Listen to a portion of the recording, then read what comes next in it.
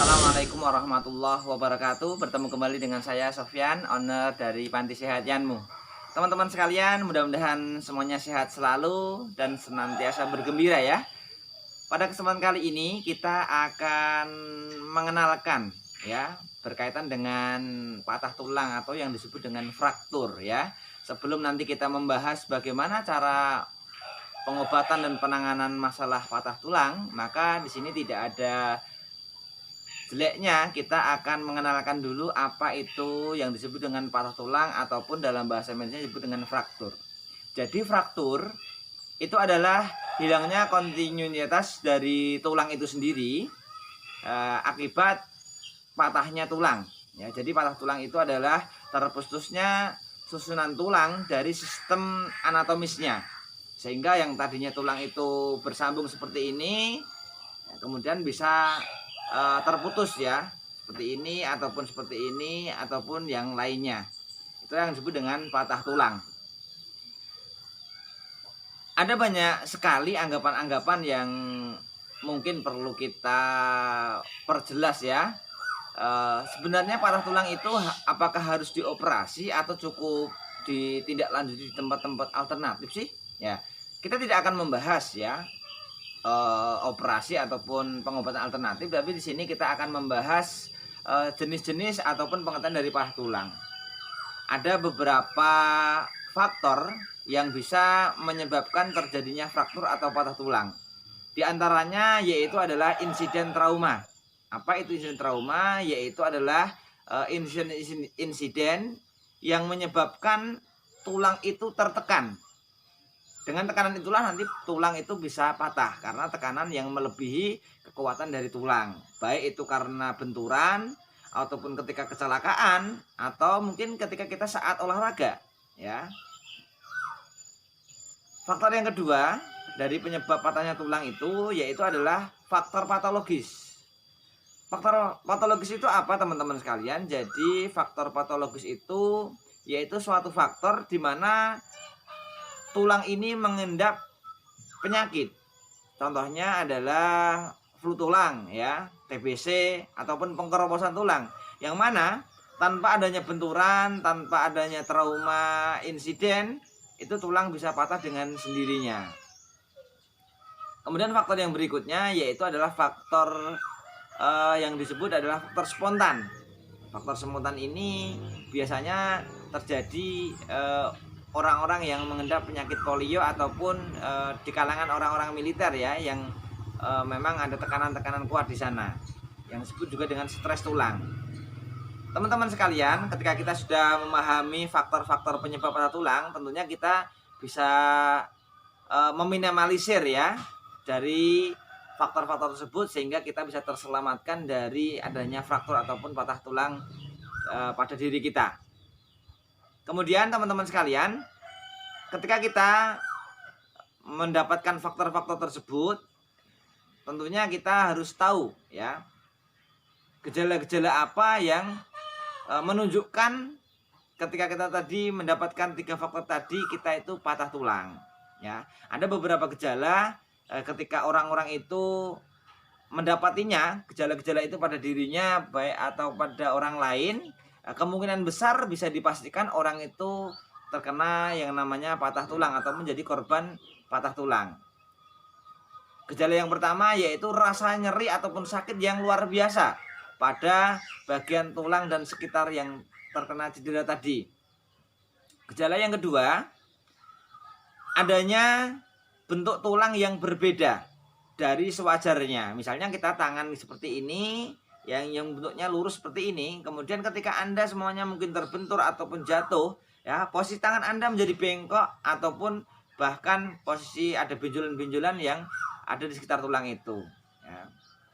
Gejala yang berikutnya adalah memar atau warna kemerah-merahan yang diakibatkan karena tekanan tulang yang patah tadi menekan di area daging ataupun otot sekitarnya, itu bisa menyebabkan memar atau warna kemerah-merahan ya. Gejala yang lain yaitu ketika Anda semuanya ini biasanya hanya bisa dirasakan oleh korban ya, yaitu merasakan ataupun mendengarkan gerakan tulang ya, seperti suara krek gitu ya. Nah, maka ketika Anda semuanya mendapatkan gejala-gejala itu pada diri Anda ataupun kepada orang lain, maka Anda segera mengambil tindakan untuk memberikan pertolongan pertama ya. Karena pada patah tulang ini ketika Anda cepat memberikan penanganan yang tepat, maka akan sangat mengurangi resiko dari bahaya yang lainnya. Akan tetapi ketika Anda tidak cepat ataupun salah dalam penanganan, maka ini juga akan sangat berbahaya, akan menimbulkan resiko yang lebih fatal, yaitu infeksi tulang ya, yang bisa mengakibatkan cedera permanen teman-teman sekalian. Baik, sebelum kita melanjutkan pembahasan berikutnya, kita akan memahami nih, ternyata patah tulang ini ada beberapa sifatnya atau jenisnya. Menurut jenis patah tulang ya, patah tulang atau fraktur itu kita bagi menjadi dua bagian ya. Yang pertama adalah patah terbuka ya. Patah terbuka yaitu ketika tulang yang patah itu menonjol keluar bagian kulit ataupun bagian daging ya, yang diakibatkan karena tulang ini menusuk ya. Contohnya seperti patah ini ya, ini bagian tulang, kemudian tulang itu sampai menonjol keluar ya, ataupun geser ke kiri ya, ke bawah ataupun ke atas, yang bisa mengakibatkan sobeknya bagian daging ataupun tulang di sekitarnya. Itu adalah patah tulang terbuka. Jenis yang kedua yaitu patah tulang tertutup teman-teman. Patah tulang tertutup ini yaitu dimana ketika patah tulang tidak bergeser dari bagian susunan tulang tersebut. Ini lebih mudah penanganannya daripada patah tulang jenis terbuka teman-teman sekalian. Nanti di akhir ya kita akan lebih memberikan penjelasan ya mengenai patah tulang tertutup. Itu tadi jenis-jenis patah tulang. Nah, sekarang bagaimana ketika kita terjadi patah tulang tadi? Tindakan apakah yang harus kita lakukan? Apakah kita harus dioperasi ataupun tindakan alternatif? Lagi-lagi kita tidak akan membahas hal itu ya. Karena sebenarnya teman-teman sekalian, selama tulang itu masih berdekatan antara tulang satu dengan tulang yang lainnya, tulang ini akan sembuh dengan sendirinya ya. Kemudian kenapa kita harus melakukan tindakan-tindakan seperti bidai, seperti fiksasi? Nah, semuanya itu adalah hanya sebuah media untuk membantu mereposisi ya, mengembalikan susunan tulang itu supaya berdekatan kembali ya, berdekatan kembali untuk mempermudah yang namanya regenerasi sel untuk penyambungan tulang itu sendiri yang dilakukan oleh tulang itu sendiri.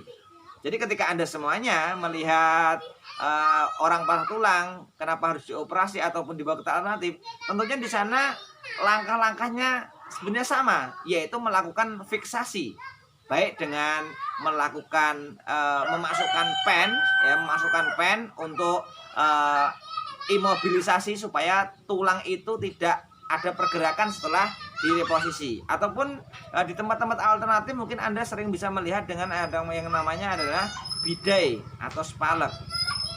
Jadi ketika di bidai spalek ini tujuannya juga sama, yaitu supaya tulang tadi ketika di bidai itu tidak ada pergeseran ataupun gesekan di antara tulang keduanya yang bisa mengakibatkan infeksi tulang ataupun cedera berikutnya. Nah, di sini kita akan sedikit memberikan informasi. Ternyata tulang itu, ya, dia itu ketika patah selama masih berdekatan, dia akan melakukan regenerasi dengan sendirinya. Ada beberapa fase yang perlu kita pelajari. Fase-fase di mana tulang itu melakukan regenerasi ataupun penyambungan dengan sendirinya ketika terjadinya patah ya. Fase yang pertama yaitu adalah fase inflamasi, teman-teman. Fase inflamasi biasanya terjadi antara hari ke-1 sampai hari ke-10 ya. Sampai hari ke-10 di mana inflamasi ini adalah peradangan, di mana tulang yang patah tadi terjadi peradangan yang mengakibatkan pembengkakan pada area sekitar tulang yang patah tersebut. Yang kemudian fase yang berikutnya adalah di sini disebut adalah proliferasi, yaitu adalah fase regenerasi sel, di mana setelah tulang itu terjadi peradangan, di antara tulang-tulang yang patah tadi itu ada regenerasi sel-sel yang tumbuh membentuk tulang rawan ya, membentuk tulang-tulang baru ya, yang tujuannya adalah menyambungkan kedua tulang tersebut. Itu biasanya terjadi di hari ke-10 ya sampai hari ke-18. Ini sudah mulai namanya regenerasi. Kemudian fase berikutnya adalah fase kalus, teman-teman. Apa fase kalus itu? Yaitu fase pembentukan tulang rawan tadi ya, fase pembentukan. Jadi ketika tadi ada sel-sel yang meregenerasi pada tulang-tulang yang rawan tadi, kemudian ada fase pembentukan, ini disebut dengan fase kalus. Setelah fase kalus itu ada yang namanya adalah fase konsolidasi. Ya, jadi ketika sudah tumbuh tulang-tulang rawan di antara kedua tulang yang patah tadi, maka tulang ini mulai mencoba untuk konsolidasi atau melakukan penyambungan, teman-teman sekalian ya. Jadi kedua tulang rawan yang tadi tumbuh dari tulang yang satu sama tulang dulunya, hasil dari regenerasi sel-sel tadi itu melakukan penyambungan. Ini adalah fase konsolidasi. Setelah ada fase konsolidasi ini, tentunya karena tadi ada patah ya, maka di sana ada fase yang berikutnya, yaitu adalah fase remodeling, yaitu adalah fase pembentukan sesuai tulang awalnya. Jadi tulang-tulang rawan tadi yang tumbuh ya, hasil regenerasi sel-sel tadi itu membuat semisal atau serupa dengan tulang yang sebelum patah tersebut. Nah, jadi ketika teman-teman memahami fase-fase ini, tentunya teman-teman semuanya bisa mengambil tindakan. Ternyata tulang itu secara ilmunya ya, dia itu akan melakukan regenerasi dengan sendirinya ketika tulang itu saling berdekatan. Jadi baik itu melakukan memberikan pen ataupun bide ataupun dengan cukup spalak yang dilakukan di pengobatan-pengobatan alternatif, itu semuanya adalah hanya media fiksasi pertolongan supaya tulang ini lebih mudah melakukan regenerasi sel karena saling berdekatan. Jadi Anda sekarang bisa memilih ya, baik dioperasi ataupun melakukan di tempat-tempat alternatif, semuanya adalah hanya media fiksasi. Maka Anda mungkin bisa mengambil tindakan sesuai dengan kemantapan hati Anda dalam melakukan penanganan pada patah tulang. Nah, di akhir ini teman-teman sekalian, kita akan membahas kembali masalah patah tulang terbuka teman-teman tadi ya. Jadi pada patah tulang terbuka ini harus ada penanganan khusus, teman-teman. Kenapa? Karena ketika ada patah tulang terbuka itu adanya sobekan ya. Ada sobekan yang mengakibatkan luka luar yang terjadi karena tekanan tulang yang menonjol keluar tadi. Langkah yang pertama sebelum kita melakukan penanganan pada tulangnya, kita hendaknya segera memberikan pertolongan pada luka luar. Jangan sampai terkena bakteri ataupun terkena virus-virus yang mengakibatkan bisa masuk ke tulang yang akan mengakibatkan adanya infeksi ya. Jadi dengan cara menghentikan pendarahan, kemudian memberikan antibiotik pada luka luarnya tadi. Itu saja teman-teman sekalian, mudah-mudahan bermanfaat. Kita pada sesi berikutnya akan membahas bagaimana pertolongan pertama ketika Anda semuanya mengalami patah tulang ataupun melihat saudara Anda terjadi patah tulang. Saksikan terus channel kami, kita akan selalu memberikan tip-tip bermanfaat untuk kesehatan. Assalamualaikum warahmatullahi wabarakatuh.